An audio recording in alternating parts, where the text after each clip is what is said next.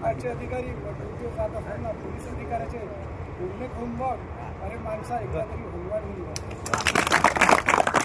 काय कर्मचाऱ्याला अधिकाऱ्याला काही मान सन्मान नाही दिला तर त्या अधिकाऱ्याचे बोलणे ऐकून शिस्तभंगाची नोटीस घेऊन बघ, अरे माणसा एकदा तरी होलवाड होईल.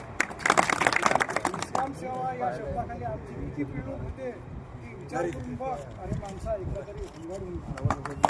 सर्व दिवस खाली फक्त सण उत्सव असला की ड्युटीवर असतो, त्यावेळी कुटुंबासोबत कोणताही सण किंवा उत्सव साजरा करता येत नाही. अशा वेळी विचार करून बघ, अरे माणसा होलवाड होईल.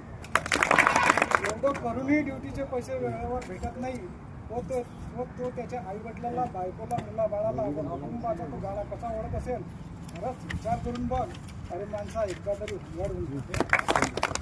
त्याचा ना आज आहे ना उद्या आहे ना त्याचं भविष्य ना मुलाबाळाचं भविष्य. तरी पण बंदोबस्ताला ड्रेस घातला की जवान आहे, जवान तयार आहे श्रीमान. शासनाच्या कर्मचाऱ्यापेक्षाही भारी राहतो, मात्र शासन त्याचा थोडाफारही विचार करत नाही. त्यावेळेस त्या होलवाड सैनिकाच्या मनावर काय भेटत असेल ते विचार करून बघ, अरे माणसा एकदा तरी होलवाड होऊन बघ. असं कोणतं खातं आहे शासनाचं?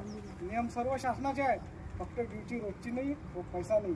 तेव्हा तो कसा राहत असेल म्हणून श्री गजानन चव्हाण म्हणतो, आल्या माणसा विचार करून बघ, अरे माणसा होलवाड होईल.